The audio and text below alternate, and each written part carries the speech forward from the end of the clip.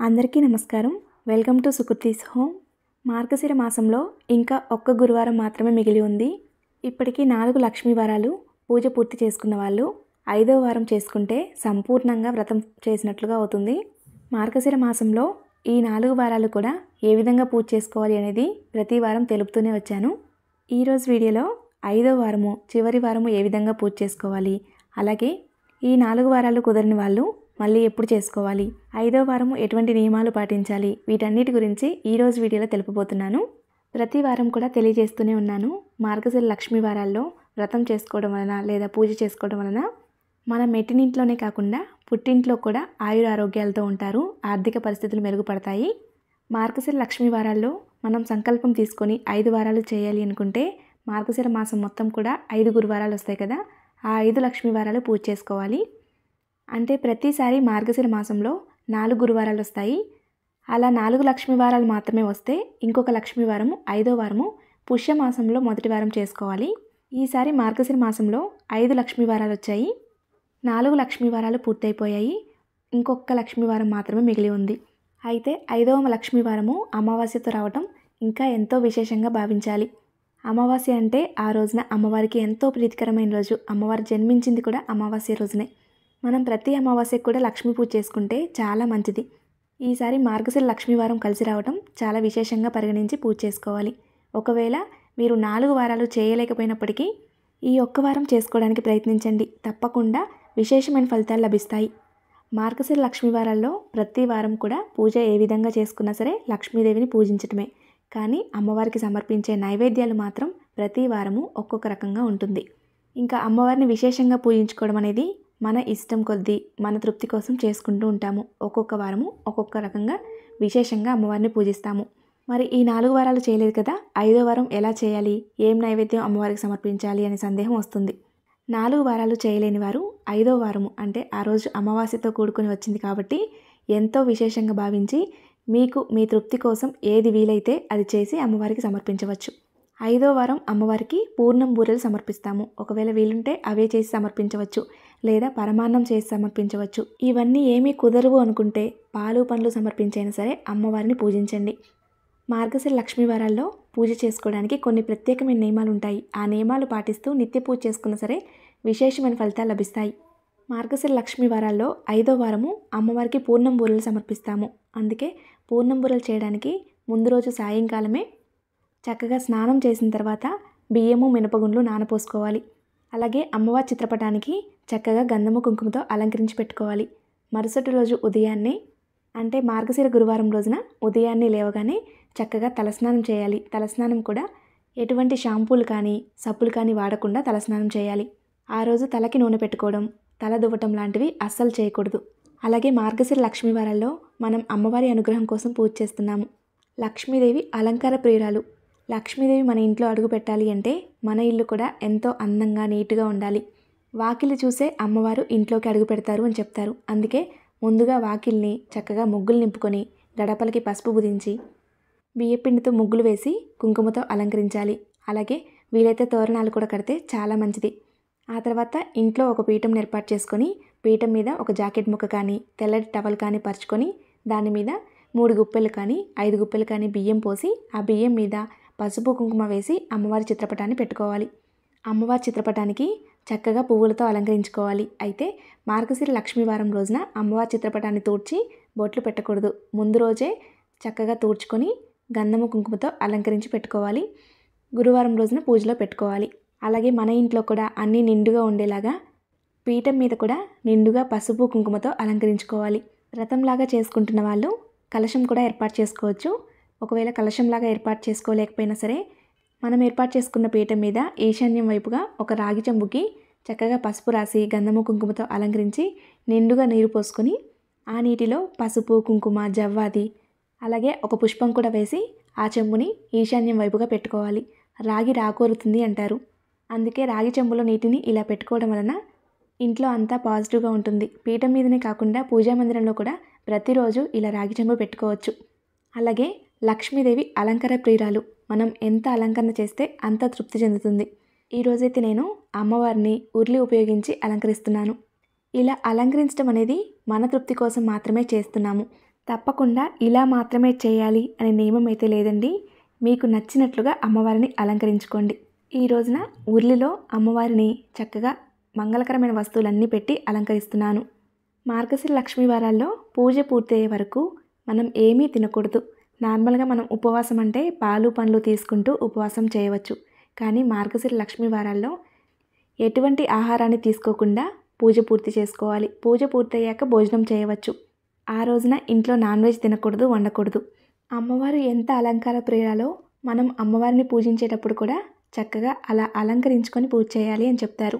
కానీ మార్గశిర లక్ష్మీ వారాల్లో మనం తల దువ్వకూడదు. తలస్నానం చేసిన తర్వాత అలాగే జడ వేసుకొని పువ్వులు పెట్టుకోవాలి. అలాగే తలకి నూనె పెట్టకూడదు. ముందు రోజు ఒకవేళ నూనె పెట్టుకున్నట్లయితే ముందు రోజు సాయంకాలమే తలస్నానం చేసేయాలి. లక్ష్మీవారం రోజున ఎటువంటి షాంపూలు పెట్టకుండా తలస్నానం చేస్తాం కాబట్టి తలకు నూనె ఉండకూడదు. అయితే మార్గశిర లక్ష్మీ వారాల్లో 5 వారాలు పూజ చేసుకోవాలి. వ్రతంలాగా చేసుకున్నా సరే, పూజలాగా చేసుకున్నా సరే 5 వారాలు చేసుకోవాలి సంకల్పంతో చేసుకున్నట్లయితే. ఆడవారి ఇబ్బందుల వలన ప్రతి వారము కూడా పూజ కుదరదు. ఒకవేళ మధ్యలో ఏదైనా వారం మిస్ అయినట్లయితే ఆ వారాన్ని మనం పుష్యమాసంలో చేసుకోవాలి. మిగిలిన వారాల్ని యథావిధిగా చేసుకుంటూ రావాలి. ఏ వారం అయితే మనకి తప్పిపోయిందో ఆ వారాన్ని పుష్యమాసంలో చేసుకోవాలి. ఆ రోజున అమ్మవారికి ఏ నైవేద్యం సమర్పించాలో ఆ నైవేద్యాన్ని పుష్యమాసంలో మొదటి వారం చేసుకొని ఆ రోజు సమర్పించాలి. మనం ఏ పూజ చేయాలన్నా, ఏ వ్రతం చేయాలన్నా ఎటువంటి విఘ్నం కలగకుండా ఆ విఘ్నేశ్వరుని పూజించాలి. గణేశుని విగ్రహం ఉంటే విగ్రహం పెట్టుకోవచ్చు, లేదా పసుపు గణపతిని పెట్టుకొని పూజ చేసుకోవాలి. గణపతికి షోడశోపచార పూజ కానీ, పంచోపచార పూజ కానీ చేసుకోవచ్చు. గణపతి అష్టోత్తర శతనామావళి చదువుకోవచ్చు. ఒకవేళ ఏమీ చదవలేకపోతే ఓం గణేశాయ నమః అని చదువుకుంటూ గణపతికి పసుపు, కుంకుమ, గంధము, అక్షింతలు, పుష్పము సమర్పించాలి. అలాగే దీపధూప నైవేద్యాలు సమర్పించాలి. అమ్మవారికి కామాక్షి దీపారాధన అంటే ఎంతో ప్రీతికరము. అందుకే వీలైతే ప్రతి లక్ష్మీవారము కూడా కామాక్షి దీపారాధన చేస్తే చాలా మంచిది. దీపారాధన చేసి దీపాలకు కుంకుమ అలంకరించి అక్షింతలు, పుష్పము సమర్పించాలి. మనం ఇంట్లో లక్ష్మీదేవిని పూజిస్తున్నాము అంటే ఇంట్లో సిరి సంపదలకు, ఆయురారోగ్యాలకు లోటు ఉండకుండా ఉండడం కోసం, లక్ష్మీదేవి అనుగ్రహం కోసం పూజ చేస్తాము. అయితే ఎంతోమంది ఆడవారికి మెట్టినింట్లో అంటే అత్తవారింట్లో అన్నీ సక్రమంగా ఉన్నప్పటికీ కూడా పుట్టింట్లో మాత్రం ఆర్థికంగా ఇబ్బంది పడుతూ ఉంటారు. కానీ వీళ్ళు ఎటువంటి సహాయం చేయలేని పరిస్థితిలో ఉంటారు. అటువంటి వారికి మార్గశిర లక్ష్మీవారము చక్కని పరిష్కారం అనే చెప్పవచ్చు. ఎందుకంటే ఆడవాళ్ళు ఈ మార్గశిర లక్ష్మీ వారాల్లో 5 వారాలు సంకల్పంగా పూజ చేయగలిగితే మెట్టినింట్లోనే కాకుండా పుట్టింట్లో కూడా ఎటువంటి ఆర్థిక ఇబ్బందులు లేకుండా తొలగిపోతాయి. అయితే 5 వారాలు అంటే చాలామంది చేయలేరు. ఒకవేళ అలా చేయలేము కానీ చేయాలనుంది అనుకుంటే 3 వారాలు చేసుకోండి. 3 వారాలు కూడా చేయలేము అనుకుంటే కనీసం 1 వారం చేసుకోండి. ఇంకా ఒకే 1 వారం మిగిలిపోయింది. అలాగే ఆ రోజున అమావాస్యతో కూడి ఉంది. సో చాలా మంచి రోజు. తప్పకుండా మిస్ అవ్వకుండా పూజ చేసుకోండి. విఘ్నేశ్వరునికి దీపధూప నైవేద్యాలు సమర్పించిన తర్వాత లక్ష్మీదేవికి పూజ చేసుకోవాలి. లక్ష్మీదేవికి పసుపు, కుంకుమ, గంధము, అక్షింతలు, పుష్పము సమర్పించాలి. అలాగే లక్ష్మీదేవికి సంబంధించినవన్నీ చదువుకుంటూ అంటే లక్ష్మీ అష్టోత్తరాలు, సహస్రనామాలు, ఇంకా మన వీలుని బట్టి కనకదార స్తోత్రం, మనదీపవర్ణన ఇవన్నీ చదువుకుంటూ అమ్మవారికి మంగళకరమైన వస్తువులతో పూజ చేసుకోవాలి. లేదా అమ్మవారికి కుంకుమ పూజ చేసుకోవచ్చు. కుంకుమ సమర్పిస్తూ మనం అష్టోత్తరాలు చదువుకుంటూ అమ్మవారిని పూజించవచ్చు. ఇవేమీ అందుబాటులో లేకపోతే అమ్మవారిని అక్షింతలు సమర్పిస్తూ అవన్నీ చదువుకోండి. మీకు మంగళకరమైన వస్తువులన్నీ అమ్మవారికి సమర్పించాలని ఉన్నా సరే మన దగ్గర లేకపోవడం వల్ల అలా చేయలేము. అటువంటప్పుడు మనసులో అమ్మవారికి మీకు ఏ మంగళకరమైన వస్తువులతో పూజ చేసుకోవాలనుందో అలా పూజ చేస్తున్నట్లుగా భావిస్తూ అవన్నీ చదువుకోండి. తప్పకుండా మీ యొక్క తపన అమ్మవారికి చేరుతుంది. పూజలో భక్తి ముఖ్యం కానీ ఆడంబరాలు కాదు. ఈ ఆడంబరాలన్నీ కూడా మన తృప్తి కోసము. అలాగే మనం వీటన్నిటిని చేయటం వలన ఎక్కువసేపు అమ్మవారి ధ్యాసలో ఉండిపోతాము. మనకు తెలియకుండానే ఎక్కువ సమయం ఉండిపోతాము. అందుకే మన తృప్తి కోసం ఆడంబరంగా పూజ చేసుకోవచ్చు. ఒకవేళ ఏమీ చదవలేము అనుకుంటే ఓం శ్రీ మాత్రే నమః అని, ఓం శ్రీ లక్ష్మీదేవి నమః అని చదువుకుంటూ పూజ చేసుకోవచ్చు. అలాగే లక్ష్మీదేవిని పూజించిన రోజు తప్పకుండా ఆ స్వామివారిని పూజించాలి. మనం విగ్రహం పెట్టుకున్నా పెట్టుకోకపోయినా సరే స్వామివారికి సంబంధించిన గోవిందనామాలు చదువుకుంటూ లేదా విష్ణు సహస్రనామాలైనా చదువుకుంటూ పూజ చేసుకోవాలి. ఒకవేళ ఏమీ చదవలేము అనుకుంటే గోవింద గోవింద అని లేదా ఓం శ్రీ భగవతే వాసుదేవాయ నమః అని చదువుకోవాలి. అమ్మవారికి సంబంధించినవన్నీ చదువుకున్న తర్వాత అమ్మవారికి తాంబూలం సమర్పించాలి. చివరి వారం కాబట్టి శారీ పెట్టుకుంటే చాలా మంచిది. ఒకవేళ సమర్పించలేకపోతే 2 జాకెట్ ముక్కలు పెట్టుకోండి. 2 తమలపాకుల్లో పసుపు, కుంకుమ, వక్క, ఖర్జూరము, పూలు, పండ్లు, గాజులు పెట్టి అమ్మవారికి తాంబూలం సమర్పించాలి. అలాగే ఈ రోజున అమ్మవారికి ప్రత్యేకంగా పంచగవ్య దీపారాధన చేస్తున్నాను. ఇలా చేయాలని నియమం అయితే లేదండి, మన తృప్తి కోసం చేసుకోవడం. అలాగే పంచగవ్య దీపారాధన చేస్తే ఇంట్లో హోమం చేసినంత ఫలితం లభిస్తుంది. ఈ రోజున ఆవు నెయ్యితో దీపారాధన చేయాలి.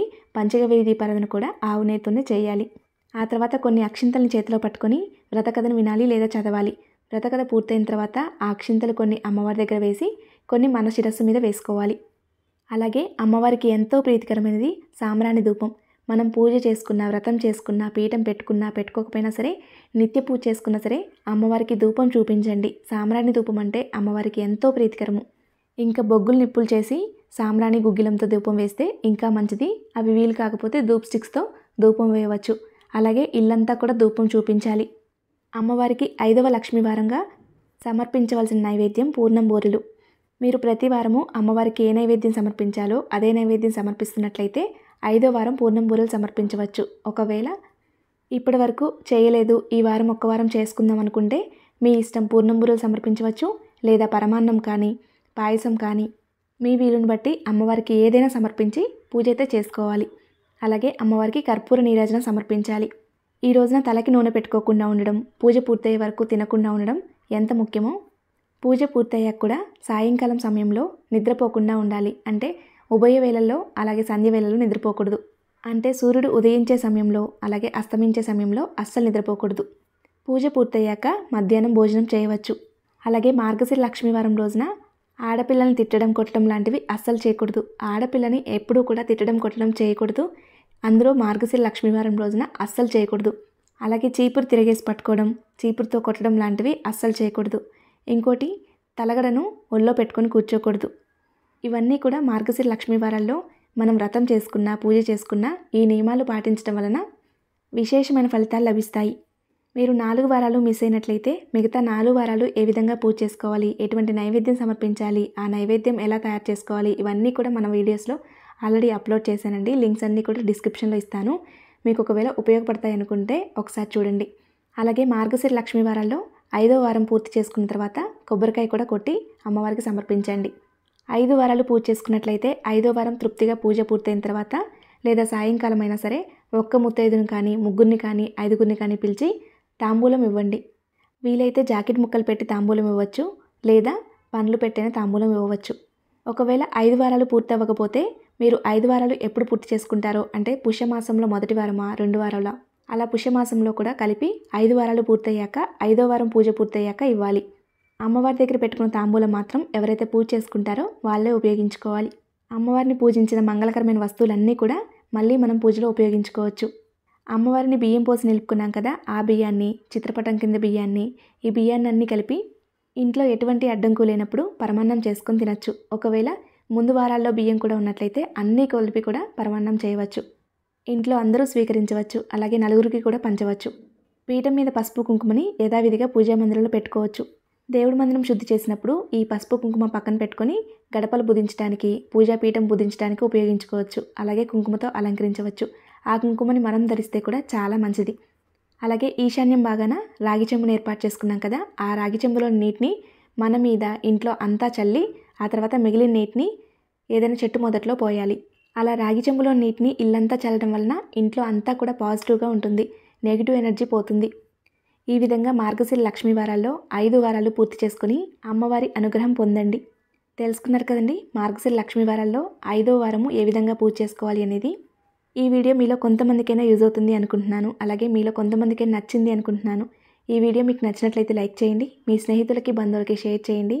మరిన్ని వీడియోస్ కోసం మన ఛానల్ సబ్స్క్రైబ్ చేసుకోండి. ధన్యవాదములు.